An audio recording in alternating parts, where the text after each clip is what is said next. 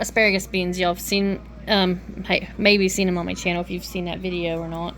Anyhow, I've got, good ones here that are good and green and healthy, and then you've got some that are almost to their better days, but then you've got some that are definitely past their prime, can't eat these. But these are good for picking and taking for seed saving. So with that, you can see the bean is brown, and it's got like a dark center in it, dark eye or whatever. But I'm just going to take all these seeds out and just sell them here. See them in there. Just save them out, and those will be what you plant next year in the garden. That one there that just shot out, we'll save it just in case. We'll see what it does.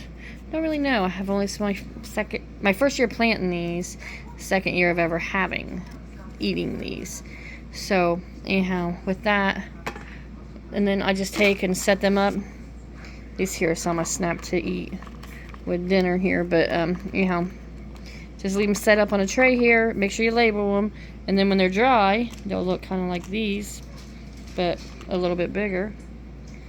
And then I'll put them up with the seeds for next year's garden. But that's it. That's seed saving the asparagus beans for next year's gardening season.